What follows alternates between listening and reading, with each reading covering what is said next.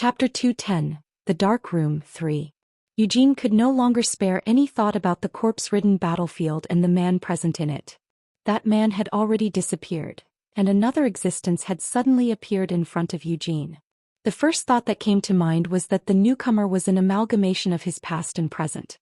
The man standing in front of Eugene was Hamel from 300 years ago, but at the same time he was also Eugene. Eugene stared at the man as he stood still, and indeed the man did not feel like an apparition at all. Although there was some distance between him and the man, Eugene felt his senses becoming alert and sharp due to the man's presence. Both of them were breathing in the same way, slowly and deeply. Neither of them was consumed by excitement and tension, and both of them were objectively observing the situation as if they were simply bystanders watching from a few steps away. Both men were holding their swords, but their grip was loose. In fact, their entire bodies were relaxed.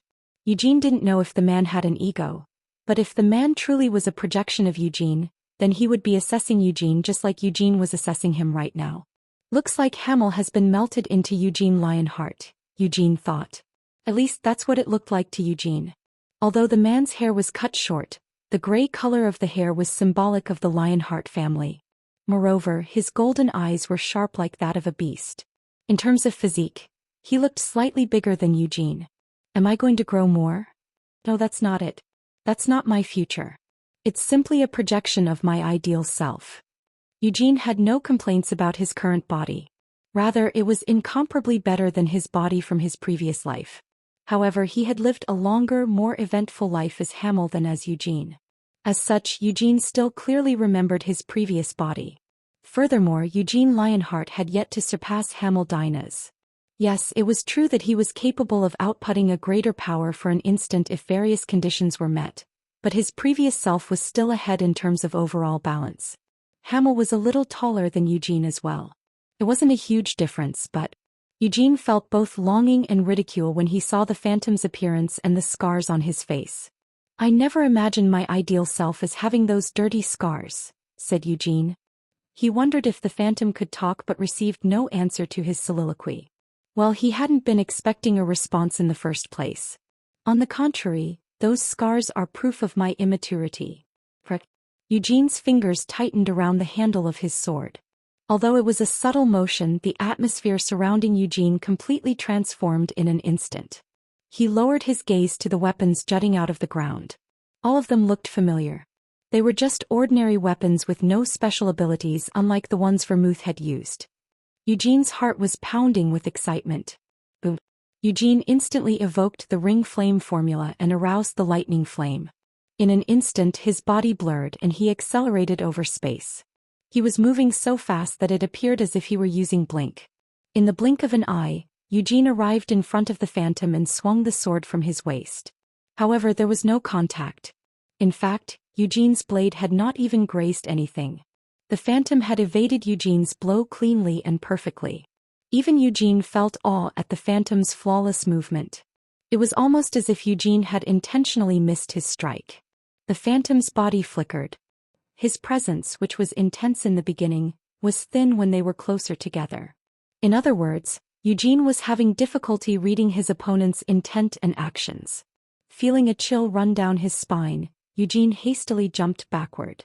However, the phantom's sword was slightly faster than Eugene. The phantom's strike never dug into Eugene's flesh. Instead, Eugene's aura shield stopped the attack. However, that wasn't the end. The phantom's left arm had been hidden behind his body during the previous attack. With one swift motion, the phantom raised his free hand, and in his grasp was another sword. Huh! Eugene let out a surprised gasp. Cuts were made in space one after another, but the phantom remained eerily silent while attacking. Each of his strikes gave the illusion of the blades moving as if they were alive.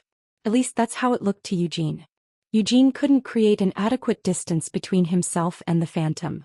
In fact, he wasn't even given a chance to think as the strikes came pouring down like heavy rain.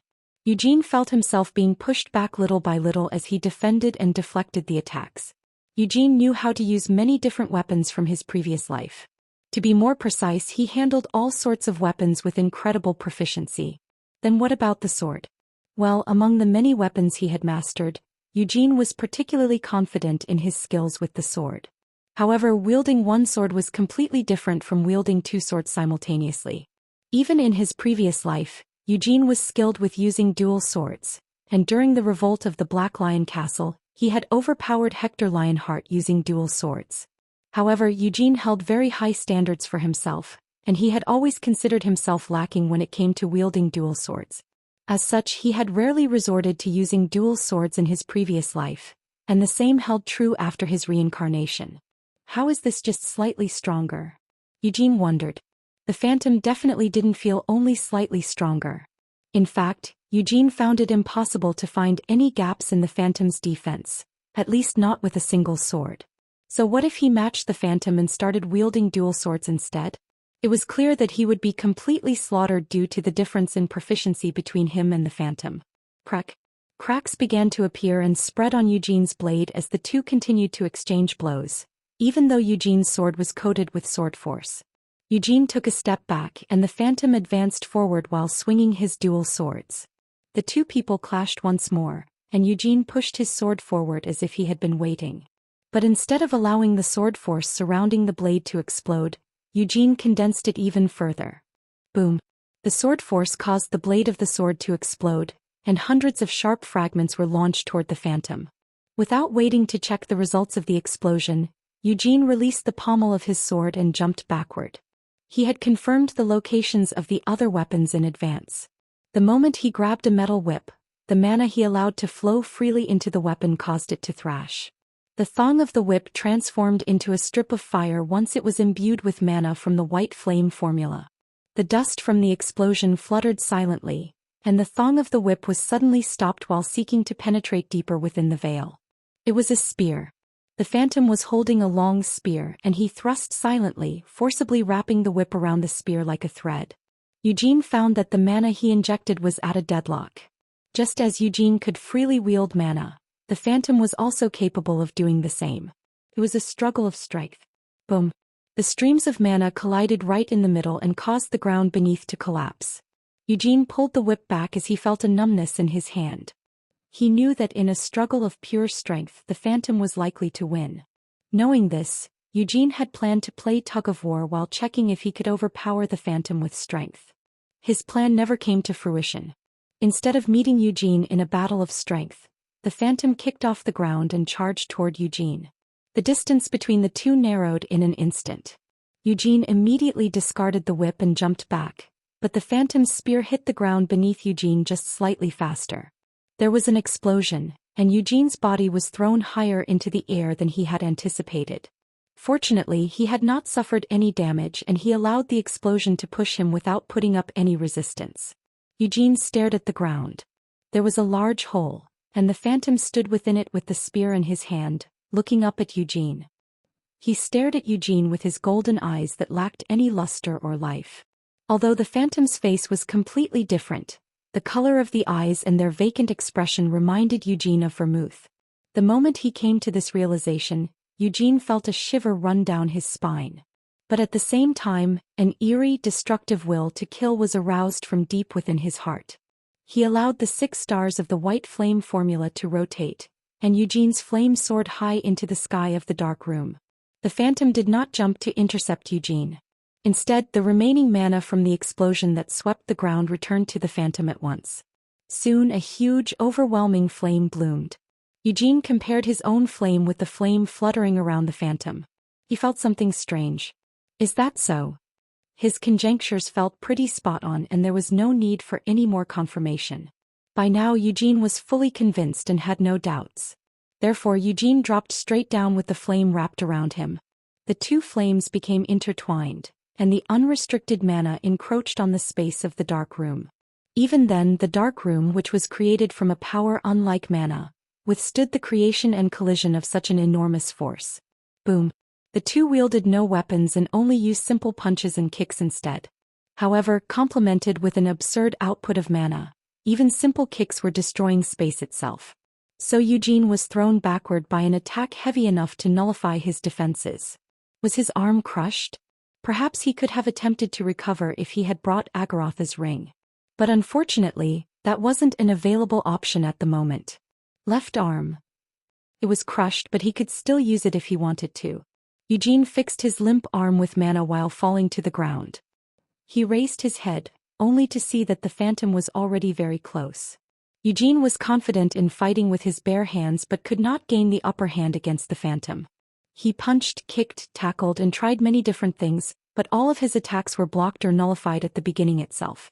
Now I'm starting to get it. But in the process he took 4 attacks. As a result, Eugene had a limp in one of his legs, blood regurgitated from the inside of his throat every time he breathed, and his left arm was completely broken downwards from his forearm. He's adjusting to me. Eugene understood why it was said to be like a mirror. Although Eugene deliberately chose to fight with his bare hands, there was no reason for the phantom to do the same. Even so, the phantom fought with his bare hands just like Eugene. The same had been true at the beginning as well. When Eugene attacked with a sword in hand, the phantom had responded in kind. The difference is just a little bit. The phantom was just slightly faster and stronger than Eugene. The same was true of his mana as well. His flame was just a little stronger than Eugene's, so it was impossible to defeat the phantom using normal methods. What then?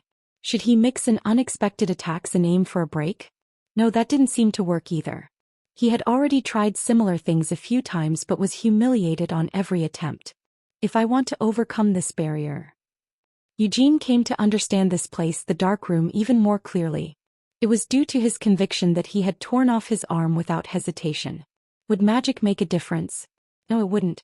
Eugene had to quickly give up on this idea. If the phantom really was slightly better than Eugene in every way, then the same would also be true for magic. Moreover, it was incredibly difficult to overcome power differences in magic. If the phantom's level of magic was slightly greater than Eugene's, then it would be near impossible for Eugene to win, regardless of how well he handled magic. He had to make a choice, a direction he wanted to pursue. What about his techniques in wielding weapons? To be honest, Eugene wasn't confident in breaking through his limits when it came to his techniques. However, he didn't have to best the phantom in technique, or rather he couldn't. After all, the phantom was a better version of himself. In order to thoroughly best the phantom, he would have to create something that I don't have right now. Rather than blindly aiming to surpass his own limits, it made sense for him to obtain something new. And such was the purpose of the dark room. If you were faced with an opponent who was slightly better than you in every way, and if your opponent was, in fact, an improved version of yourself, then the only solution to best the opponent was to grasp something new. That's easier said than done, grumbled Eugene while glancing at what was left of his left arm. It hurt. It had been quite a while since he had been pushed back this far, but even though it had been a long time, he was familiar with the pain. As such, the pain didn't adversely affect him. The tattered arm was only an obstruction, so Eugene tore off his ragged, useless arm. A blinding pain immediately followed, but he held back a groan by biting his lips. Then he ignited his flame and seared the bleeding mess of his left arm. Am I supposed to create a special move or something? Eugene continued his line of thought. Eugene spat out the blood pooling in his mouth.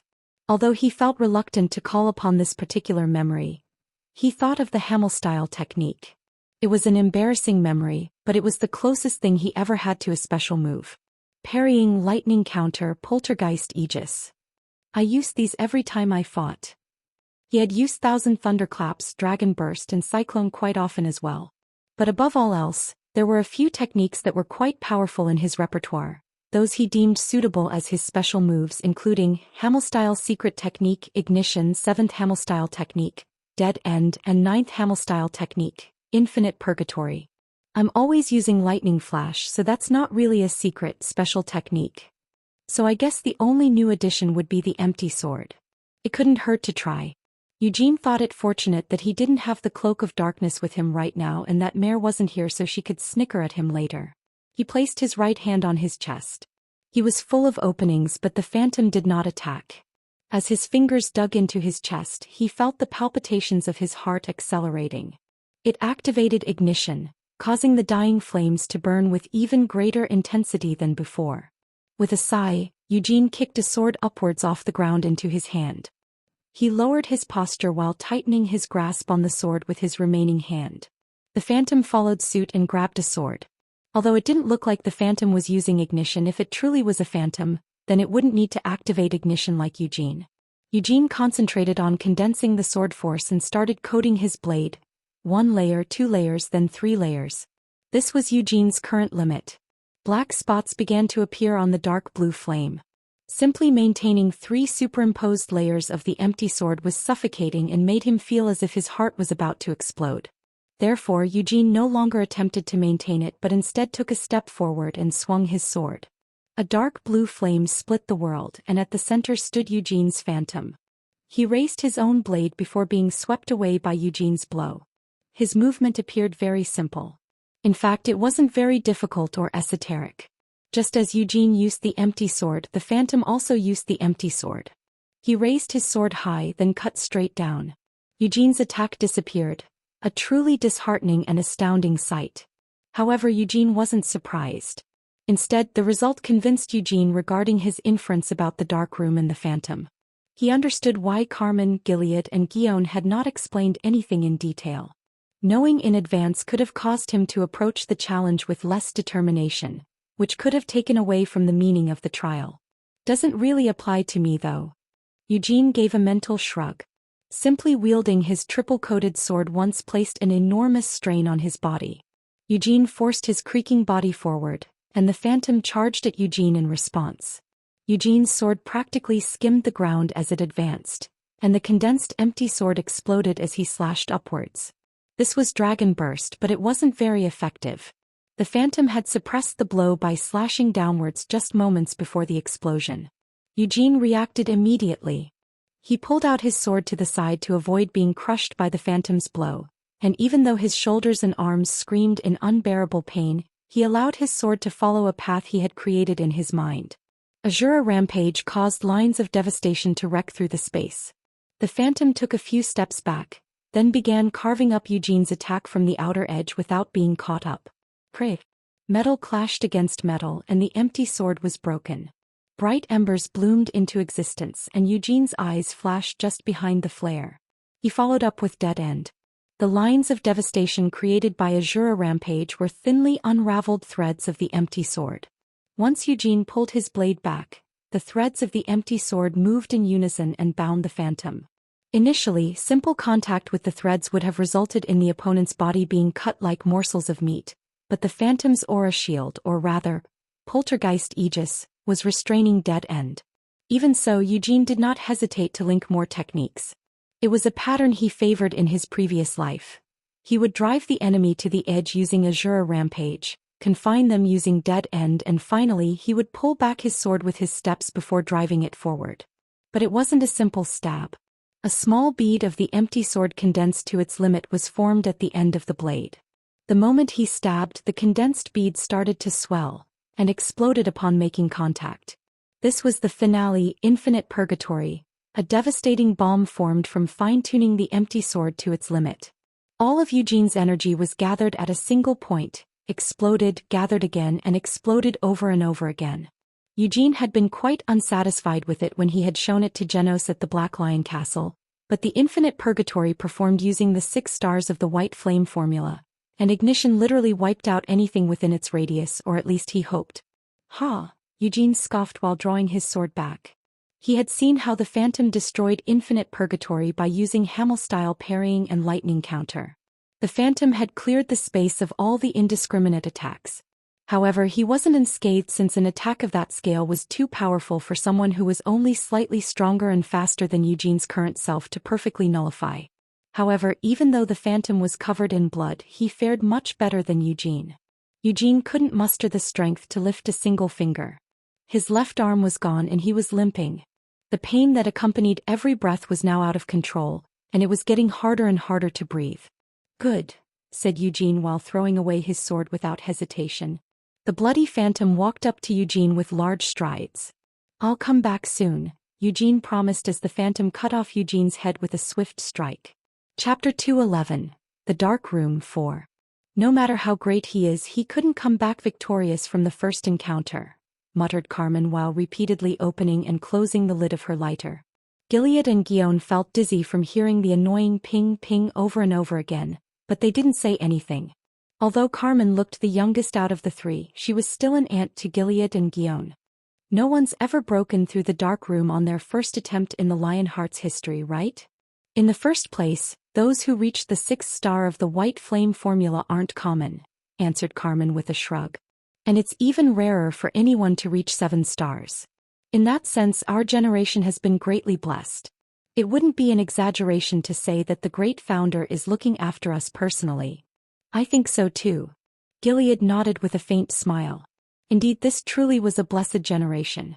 The previous elder who had reached 7 stars of the white flame formula was dead, but Carmen was still alive and well. Moreover, Gilead and Guion were still active and in their prime, so it was entirely possible for them to someday cross over to the next level. But more than anything else, it was a true miracle for the Lionheart family. Moreover, Cyan and Seal had reached the 4th star of the white flame formula, so the current generation of the Lionhearts was strong enough to be counted in the entire history of the family. Carmen was the first to sense the change. She stopped flicking the lid of her lighter and pulled herself up. Guion and Gilead immediately felt it as well, and they stood up from their seats with stiff expressions. The door to the dark room was tightly closed, but the three could feel a presence approaching the door from beyond. Guion whispered with a deep sigh, "Was it the right decision to leave my sword behind?" Gilead gave a bitter grin in response. Carmen did not use a sword, but both Gilead and Guion did. It was true that they were powerful individuals who would fare just fine even in the absence of their weapons, but considering the situation and their opponent, not having their weapons was disappointing. We wouldn't want to accidentally cut off a limb or kill him outright. It was harder to subdue than to kill an enemy. In particular, they were aiming to suppress and contain Eugene while avoiding inflicting injuries as much as possible. That was why the three of them, Carmen, Gilead and Guion, were here together. "It would be better to worry about us rather than him," said Carmen while spitting out her cigar. She knew exactly how well Eugene fought, and although the three of them had to fight so that Eugene didn't get hurt, their opponent would rampage without any considerations at all. "I wonder if it would be better to endure for half a day or try to subdue it as quickly as possible. Whatever the case, we won't find out until we try it." Carmen pulled back her gloves, Gilead tied his long hair back and Guion unbuttoned his sleeves. The door to the dark room opened. Eugene walked out, but it wasn't actually Eugene. His dim eyes showed no signs of intelligence. The moment Eugene died and lost consciousness, the phantom had taken his place, and although the phantom existed to test those who entered the dark room, once it possessed the subject, it would obey its destructive instincts and run wild without attempting to try anything. "As expected," said Carmen as Eugene stepped out of the dark room. A huge flame erupted from Eugene's feet and wrapped around his body. Carmen's gaze and expression hardened when she saw the size and intensity of his flames. Then, while clicking her tongue, she took off her coat from her shoulders. "It's going to be hard to subdue him quickly." How long had he been asleep? Eugene opened his eyes and stared at the ceiling without getting up. He noticed his left arm was back where it was supposed to be and no longer severed. However, it wasn't as if he felt well. Eugene felt each of his joints and muscles throb and ache. He tried to wiggle his fingers. It's not the aftermath of ignition, Eugene realized in an instant. It also wasn't Anise who restored his left arm either. Eugene's lips curled up into a twisted smile. It was just as he expected. The phantom of the darkroom was a powerful type of magic affecting the mind. The moment Eugene entered the magic circle in the darkroom, a hidden spell had taken hold of his mind without him noticing. "In the end, everything was happening inside my mind," Eugene concluded. The room had not collapsed even though the battle resulted in many explosive clashes that would have torn it apart. Moreover, the phantom had unmistakably utilized physical force, which Eugene had been slightly suspicious about. As it turned out, Eugene was right in his assumption. However, having his suspicions confirmed didn't mean that he was unsurprised. Rather, he was shocked that it had been mind magic. He clearly remembered how he suffered from Giabella's demon eye of fantasy in his previous life. But as a result, Eugene had gained immunity to most magic affecting the mind. Nevertheless, he had failed to even notice the activation of the darkroom's magic. "It wasn't like I let my guard down either." Eugene turned his head from side to side, feeling how stiff his neck was. The sensation of having his head cut off was still vivid in his mind.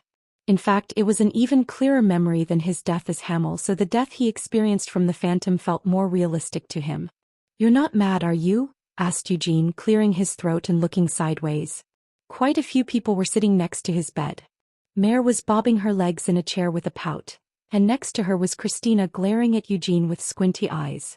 Seal sat with her head tilted sideways and her arms crossed.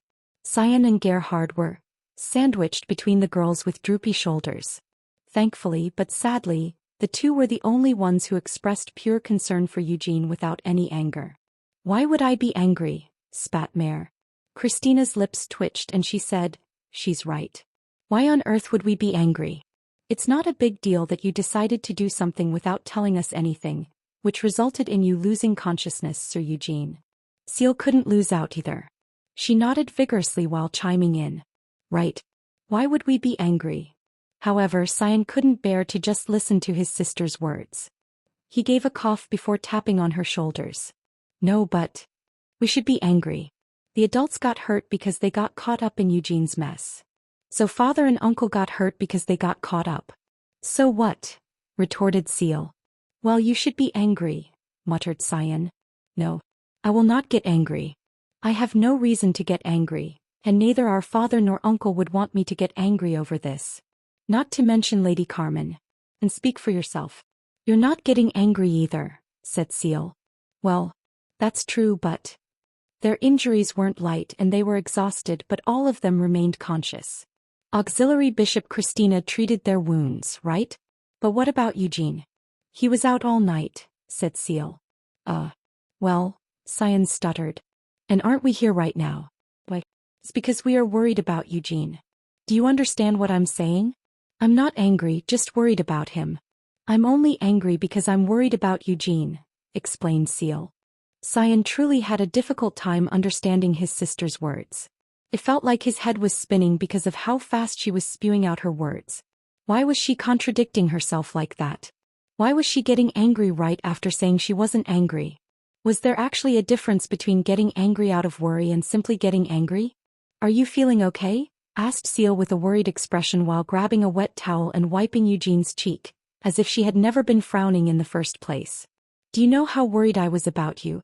You weren't even tossing and turning all night as if you were dead." "Though I was responsible for treating him," said Christina, directing her glare toward Seal. Seal snorted in response to the harsh gaze and tapped Eugene's cheek with the wet towel. "Thank you, sister.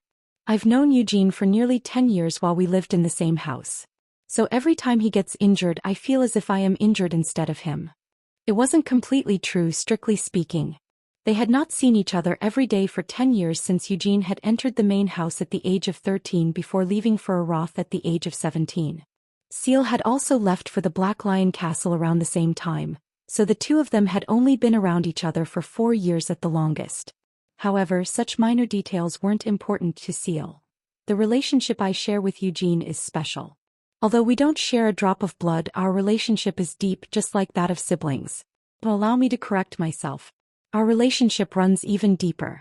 It wouldn't be an exaggeration to say he's my other half," continued Seal. She had always excelled at whatever she did ever since she was a child. In this regard, being related to Eugene without sharing a drop of blood was a fact that was more than sufficient for her to use as a weapon. "Pathetic little girl," mumbled Anise, listening to Seal's proud monologue. She coined a mere 10 years as a deep relationship? And although Christina didn't voice it, she had similar thoughts as Anise. Weren't bonds formed between people who went through life and death situations thicker and truer than a bond shared between family members who didn't even share a drop of blood? Ehem. Gerhard finally cleared his throat as he listened to the drawn-out conversation. He could not understand why he was currently here. Was it because he was worried about his only son? That much was a given. But the sharp atmosphere and the hidden struggle between the girls were too much for him to endure. "Son," he called out. "Yes, father," answered Eugene. "I won't scold you because of your recklessness or the worry it has caused me.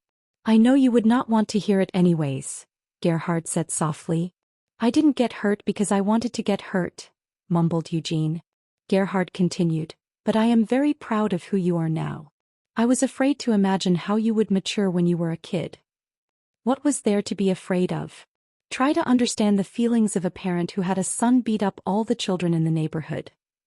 Gerhard was an easygoing person, and the children of Jidal had not cared about the authority accompanying the name of Lionheart. Therefore, Eugene had taken it upon himself to teach the cheeky neighborhood boys that authority came from the fist, not the family name. But you grew up very well. I cannot believe so many people besides me would worry about you, Gerhard continued as he looked at his son. How did you imagine your son to be like, father? Asked Eugene with genuine curiosity. Someone like a Yahoo. Well, mostly from when you were young, said Gerhard before rising to his feet. Since there are so many people to worry about you, I'll get going. I'm sure that the family head might want a companion to talk to while he's bedbound. I'll come as well, said Seal, quickly standing up from her seat.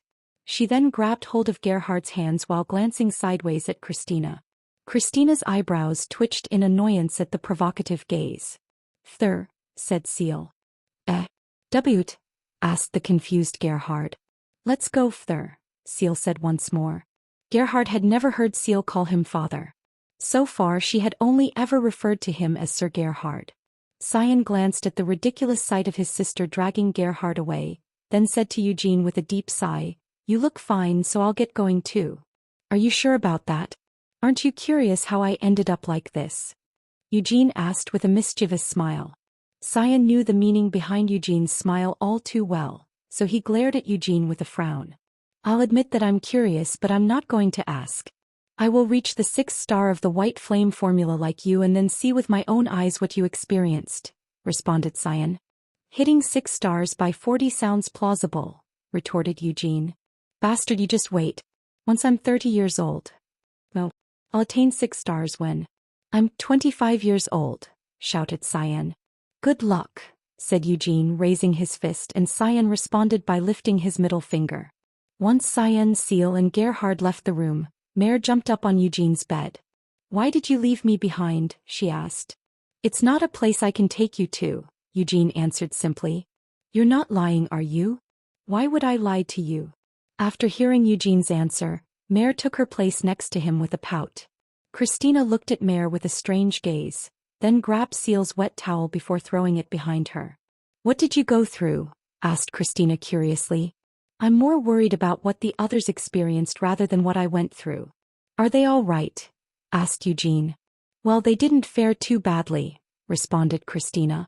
Last night, Gilead, Guillaume, and Carmen had knocked on Christina's door while covered in blood. They had multiple broken bones, torn skin, and damaged organs. None of their wounds were light enough to be brushed apart. But oddly, your injuries weren't very severe when you arrived on their backs, Sir Eugene, Christina stated. Considering that, I feel really stiff, Eugene commented. Since you ran wild, it's entirely possible that your muscles were contused, right? I was going to treat all 4 of you to the fullest, but Lady Anise convinced me otherwise, responded Christina. Why? Eugene asked, perplexed. According to Lady Anise, if I started treating all your small wounds, you would get spoiled. Spoiled? What kind of nonsense was she spouting? Eugene grumbled while massaging his stiff shoulders, then he began explaining the events of the dark room. So, doesn't that mean you failed the test in the end, Sir Eugene? Asked Christina. That's right. Then won't the same thing happen again next time? If that really happens again, Lady Ancilla will definitely try to poison you, Sir Eugene, Mare said while recalling how Ancilla had sobbed her eyes out when she saw Gilead all bandaged up. Eugene felt uneasy and uncomfortable as well.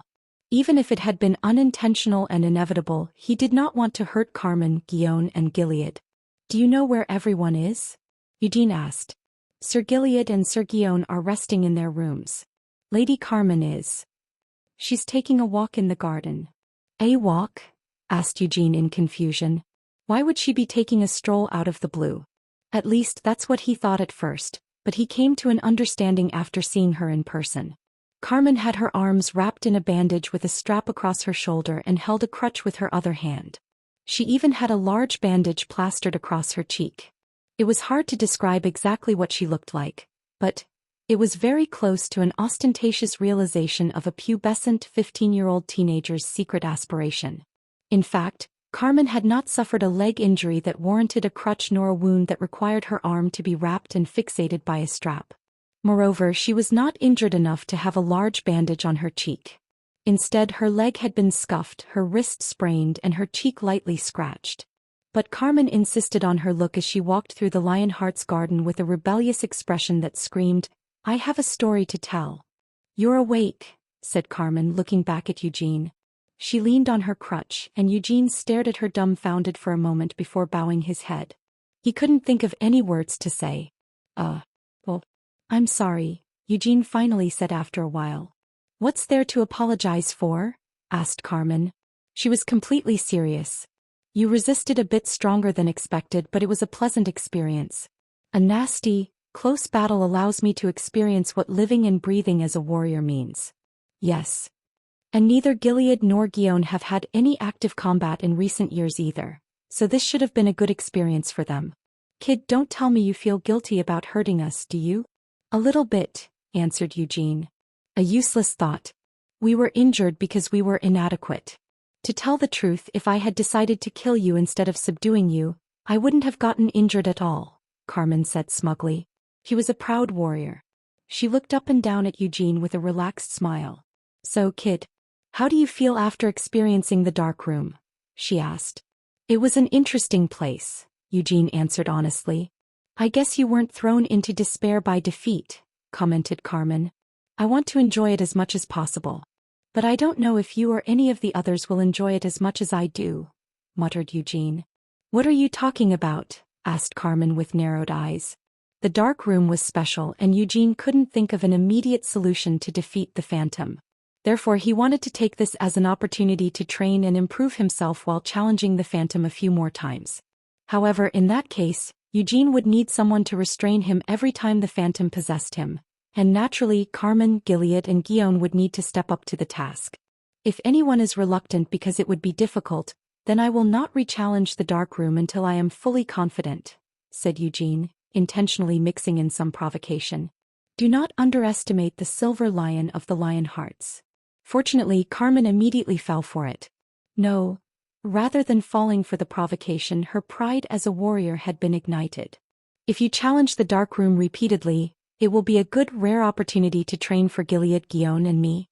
Although the three of us worked together to overpower you, we were immature due to our inexperience in fighting together. However, it will be less difficult next time since we will be used to working together. Once I get used to it, I alone will suffice.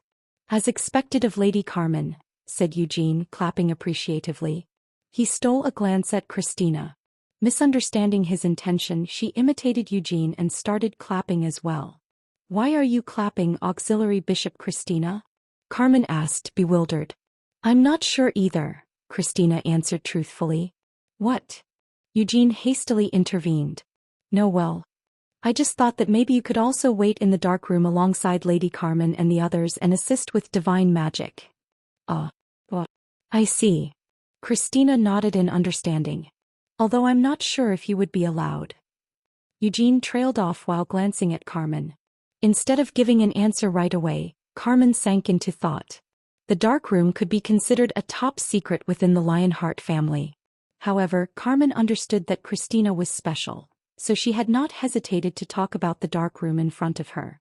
The Saintess of Uras has maintained a close relationship with the Lionhearts for 300 years. In fact, it wouldn't be an exaggeration to say that the Saintess is a member of the Lionheart family, said Carmen. Though Eugene thought that it was slightly far-fetched. Traditionally, outsiders are prohibited from entering the dark room, but the Lionheart clan has been striving to break away from fed-up, useless traditions of the past. So, the Saintess who could be said to be a member of the Lionheart family. I'm still a candidate, Christina interjected. I think it would be fine for the Saint candidate to enter the dark room. I won't need treatment, but it would be troublesome if you end up injured because I couldn't hold myself back adequately. In that case, it would be for the good of the family to have the Saint candidate on standby to treat you. Carmen addressed Eugene as if there hadn't been any interruption. As expected of Lady Carmen, said Eugene. Leave it to me to convince Gilead and Guion, said Carmen, flicking her hair to the side with her bandaged hand. By the way, Lady Carmen, I have a question about the vision you see before the Phantom appears. Eugene asked suddenly. Is that the term you decided to use? Isn't it cooler to call it the event horizon? She responded. Would you also see things like your past life there? Eugene asked, trying to ignore Carmen's comment with a straight face. Carmen's expression changed the moment she heard the words past life. Eugene Lionheart. Do you believe in past lives? Well, I don't think it's impossible. You're still young. I don't believe in things like past lives. The only thing that's real for me is me living and breathing here and now. My existence alone is proof for me, Carmen said. Hearing Carmen deny his previous life and calling him young felt rather insulting. I thought you were precocious, but it seems you are still an unawakened boy. Eugene decided to stay quiet in the face of these insults. I don't know what you want to say, but I have never seen anything like a past life in the darkroom.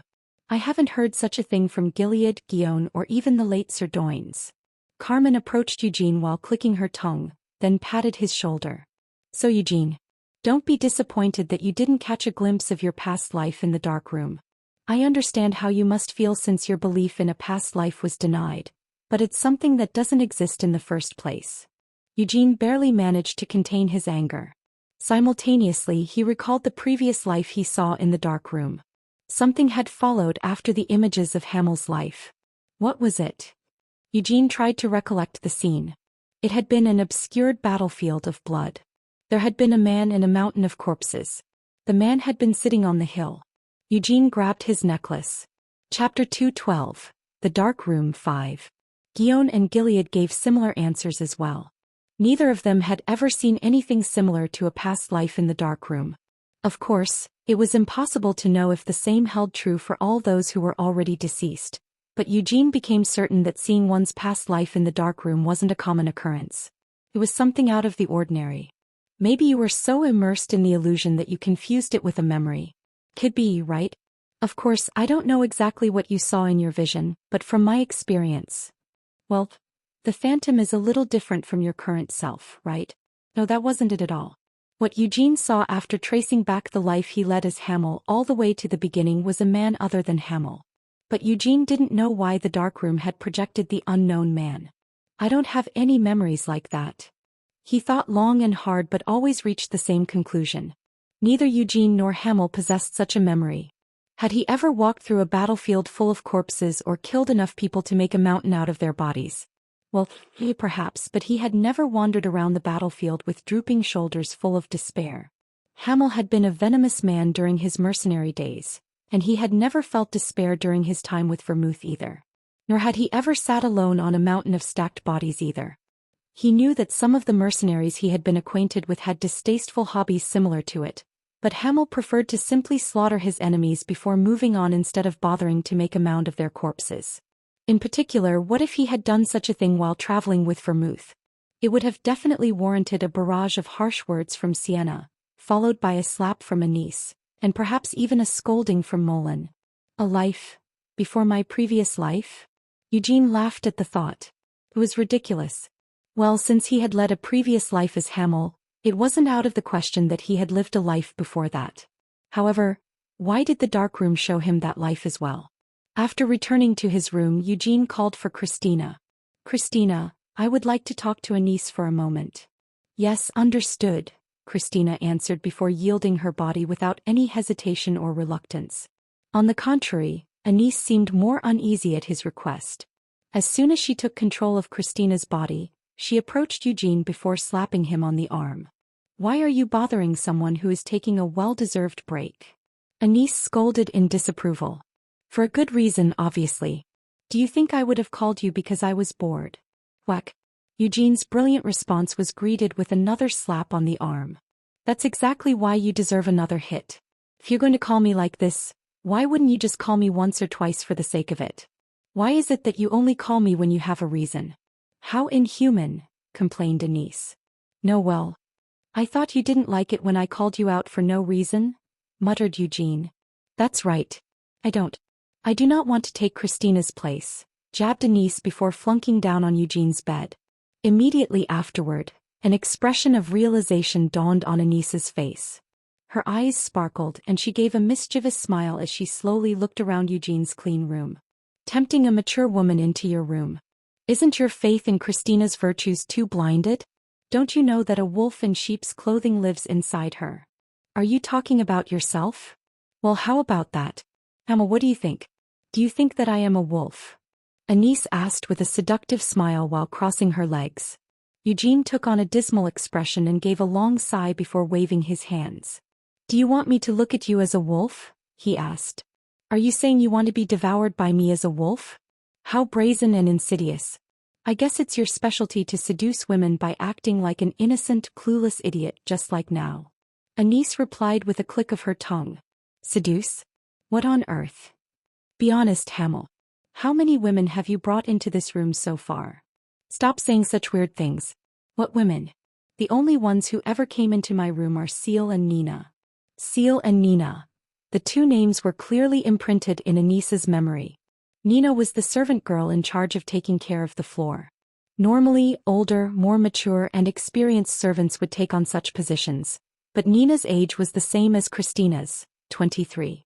However, she was given such an important role despite her young age because she had served Eugene as his personal attendant from the very beginning.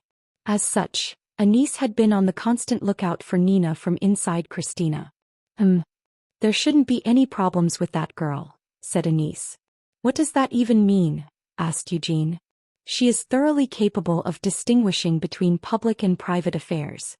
Hamel, the only thing she feels for you personally is something similar to a sisterly affection, very much unlike Seal, that sassy lady, answered Anise. Christina quietly agreed with Anise. The sight of Seal acting cute toward Gerhard while leaving the room earlier that day was still fresh in her mind. The way she had said "thur" wasn't something Christina could ever envision herself doing. I can do it in your stead. Anise volunteered slyly, hearing Christina's thoughts. Sister, please.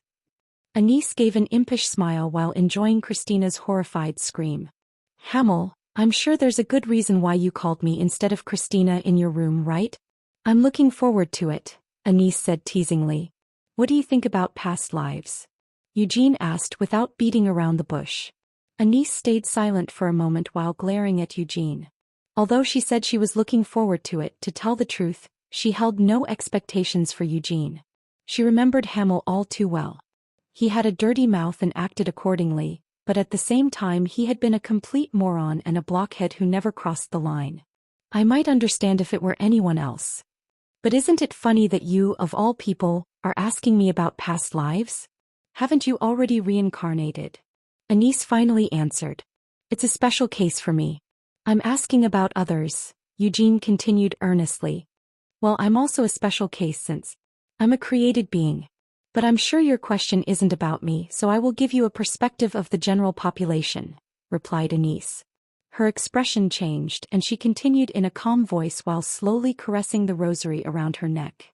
According to the doctrine of light, the deceased are sent to either heaven or hell according to the lives they have led. And only those who paid the price of their sins in hell are reincarnated and reborn in this world. In other words, in the doctrine of light, the cycle of light is a journey to reach a painless heaven. So past lives, present lives, future lives, all of them are just struggles for those unable to enter heaven. You're not telling me to take that word for word, right? Asked Eugene.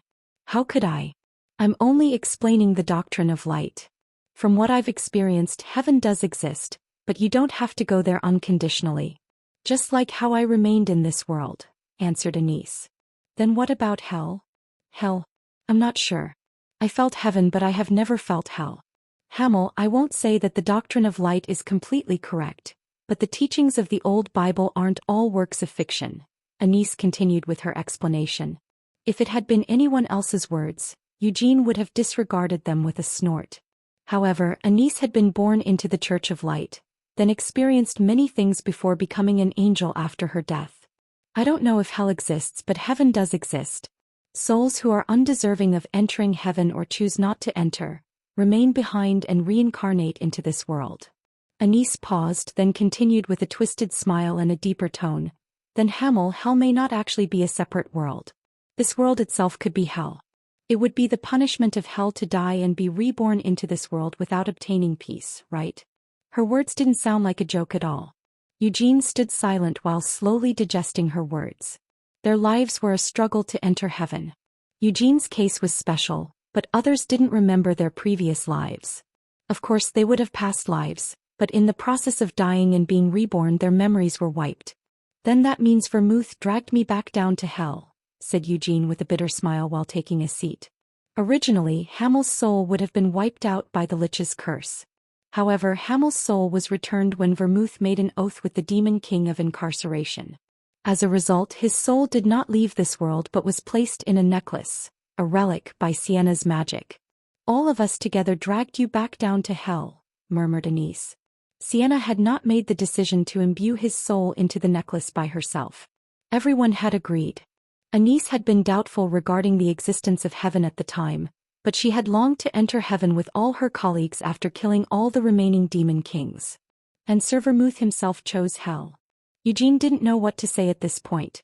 The same is true for Sienna and me. I don't know about Molin, but all of us were qualified to enter heaven. But even so, we chose to remain in this hellish world. For the world? Eugene finally asked. For you. Anise laughed. And for us, although that ended being for the sake of the world. We wanted to kill all the demon kings. I don't know why. Sir Vermouth denied heaven and disguised his death. You saw Vermouth's body, right? Asked Eugene. Yes. 200 years ago, the great Vermouth, founder of the Lionheart clan and the hero, died. The Kiel Empire held a grand funeral for the hero, and processions to commemorate his death followed throughout the continent. Vermouth had cut off all communication with his comrades after returning from Helmuth. Anise, Sienna, and Molin had all attended his funeral. At the time, Sienna had cleared the sky of the pouring rain to deny it of mourning his death, and Molin, the founding king of Roer, took off his crown and personally moved Vermouth's coffin. Anise, the saintess of the Holy Empire, had recited a tribute. Yes, I saw it, Anise said once again. Eugene had heard the story as well. There had been a body inside Vermouth's coffin at the time. If it had been a fake, Anise and Sienna would have noticed, even if it deceived Molin. At that time, Sir Vermouth definitely was a dead corpse and his soul was already gone. Naturally, I assumed he had ascended to heaven, said Anise. However, that had not been the case. Thus, Anise remained until this era and gave a revelation to Christina to check Vermouth's coffin in the Black Lion Castle. It may be possible that Vermouth's soul is being held by the Demon King of Incarceration, Eugene speculated. If the Demon King of Incarceration promised peace in exchange for Sir Vermouth's soul, whispered Anise. It's just a wild guess, but if that were true, then I have no choice but to admit that this world itself is hell, just as you said, spat Eugene in a tone full of resentment. Vermouth had saved the world, albeit not in a way Eugene liked. He deserved heaven more than anyone else in the world, but Vermouth had still failed to ascend.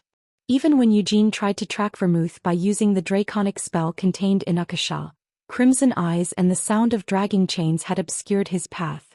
Demon folks and demon kings received souls in exchange for their services and promises. Helmuth urged humans to make contracts of the soul, and countless people became shackled to the demon folks and demon kings of Helmuth. Such humans could not ascend to heaven, nor could they reincarnate. They could only live out their fruitless lives according to the contents of their contracts, slaving away for the demon folks and the demon kings. An empire of shadows robbed of their chance to reincarnate. That was Helmuth. If this world truly was a hell of repeated reincarnations for souls that failed to reach heaven, Helmuth would be the greatest hell. Hamel. I don't know how you were projected a past life you didn't recognize by the dark room. Ordinary people don't even remember their previous life, but you remember your life as Hamel, said Anise. Perhaps his specialty had affected the dark room? Eugene tightened his grasp on the necklace. I didn't see it through. The dark room had projected Eugene's life leading up to the current moment, starting from when he was a child until who he currently was as Eugene Lionheart. The projection of Hamel's life began from the moment he died at the Demon King of Incarceration's castle, then played backward. The unknown man's life had been displayed afterward, but Eugene had not seen how the man met his end. Did he die of exhaustion while wandering in despair on the battlefield of corpses? Was he the same man as the one who had been sitting on the mountain of bodies? Eugene wasn't certain of anything. After all, the man's life had been projected for only a short moment. Hamel. A past life unknown to you isn't that important, is it? Asked Anise with a worried expression. She stretched out her hand, then stroked his clenched fist before continuing. I do not know the method to remember one's past life, and I don't want to know either. As it's not important. You are both Hamel and Eugene, but I won't differentiate either. Because I'm just me, said Eugene firmly. Yes, it's the same for me as well. Just as Christina is Christina, I am just Anise. Isn't that enough? Asked Denise. It just bothers me a little, that's all, grumbled Eugene, shaking his head. Vermouth was the one who made the dark room. I don't know when he started to plan my reincarnation, but that son of a bitch was very meticulous in making sure I was born as his descendant. He planted the necklace in anticipation that I would naturally enter the treasure vault after getting to the main house. Now that wasn't very hard to predict, was it? Hamel, knowing your personality, you would have definitely tried to break in to empty the treasure room, Anise stated naturally. I didn't, but I probably would have once I was old enough and strong enough. Eugene couldn't help but agree. But I don't know if the white flame formula was made for me too. But you would have mastered it regardless. You felt a great sense of inferiority and aspiration towards Sir Vermouth during your past life, didn't you? Asked Anise. Inferiority? Aspiration? Eugene sounded shocked. Don't pretend that you didn't. Even if you deny it, everyone knows that you did. Fortunately, the current head of the Lionheart clan gladly accepted you into the main house since he is a generous man, but what if that had not been the case? Do you think you could have given up on the white flame formula? Asked Denise. Instead of answering, Eugene took on a stupid expression. If he had never been taken in and never given the opportunity to learn the white flame formula, then he would have trained in the red flame formula or the mana training method from his previous life. But would he have been satisfied? Once he grew strong enough, wouldn't he have attacked the main house under the pretext of curiosity? Then he would have robbed the white flame formula. No, even for him that was too brainless. I could have convinced them that I was a friend of their founder to have them hand over the formula. Anise grabbed Eugene by the wrist with a chuckle. I can see exactly what you're thinking. The dark room was created by Sir Vermouth. Do you think he might have left you a message or something similar? Only because I saw something strange, answered Eugene. Do you think the past life you saw in there is a message from Sir Vermouth? Asked Denise. I don't know about that, but I do know that the dark room is a gift for me, said Eugene, raising himself out of his chair. The phantom of the dark room wasn't as strong as he had been in his prime, but it was close. Moreover, the phantom fought well according to how Eugene imagined himself fighting. He remembered Guillaume explaining how the white flame formula changed once one overcame the phantom of the dark room. Eugene wasn't sure exactly how the white flame formula would change for him, but for now he was focusing on the battle with the phantom itself rather than any changes to the white flame formula. The phantom of the dark room was a little stronger and faster than Eugene, so the standard strategy for overcoming the dark room was to create something new that the phantom could not duplicate. As long as he fixated on that, Eugene was certain he could overcome the dark room within 3 or 4 days at the latest. But that wasn't enough. If I want to defeat Raizakia, I must at least become as strong as I was in my previous life. Raizakia was roaming somewhere between dimensions, and Eugene couldn't count on Anise's help in killing the dragon. Although Anise resided within Christina, Christina could not yet create miracles on the same level as Anise from 300 years ago. Moreover, if she entered the gap between dimensions in the worst-case scenario, Anise's soul could well be expelled from Christina's body. So Eugene had no intention of taking Anise along to hunt Raizakia. The same was true for Christina. He knew that the girls weren't convinced by his decision, but he had no intention of changing his mind. Becoming as strong as Hamel isn't enough. Hamel from 300 years ago had been strong. But had he been strong enough to kill the Demon Kings by himself? Probably not. Even the Demon King of Carnage, the weakest of the Demon Kings, required all 5 members of the hero's party to fight for several days before finally dying. In fact, there was no need to even discuss the Demon Kings. Kamash, the chief of the giants, one of Fury's 4 heavenly kings, had presented a challenge for both Vermouth and Hamel working together.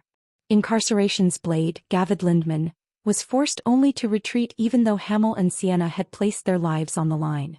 Even though Hamel had been incredibly strong, he had not been strong enough to hunt high-ranking demon folks and the Demon Kings by himself. If he had to give a purely objective judgment regarding the power of Hamel from 300 years ago, Hamel could slaughter Iris by himself but would fare badly against demon folks stronger than her. It was difficult to gauge exactly how strong Raizakia was. Sienna had expelled Raizaki to another dimension while suffering from fatal injuries. Although she failed and only managed to stick him in a place between dimensions, it was clear that she had performed great magic that the black dragon Raizakia failed to resist. But such a feat had been impossible considering how strong Sienna had been 300 years ago. Had it been possible because she completed the eternal whole?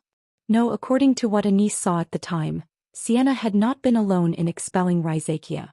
Hundreds of elves present had protected Sienna, and the roots of the World Tree had protected Sienna and the elves while also giving strength to Sienna. But I can't do it like Sienna. Hamel had never been strong enough to kill Rhizachia by himself, so he had to become stronger than Hamel in every way. 2 days later, Eugene once again descended to the dark room. He was accompanied by Gilead, Guion and Carmen. Great timing. The injuries of the knights were so light that it wasn't worth treating them. Let's practice your miracles on their bodies. Anise chimed in. Christina accompanied the 4 people as well. Naturally, she wasn't allowed into the dark room but could wait by the entrance. If Eugene ran rampant like last time, Carmen, Gilead and Guion would stop him, while Christina would assist and heal them. Sister, are you being serious? Of course, Christina. In fact, the best place to train divine magic is the battlefield, but there is no war in this era, right? So you shouldn't miss this rare opportunity to practice. But I'm not confident in miracles that allow reattaching and regenerating of severed limbs. Don't worry.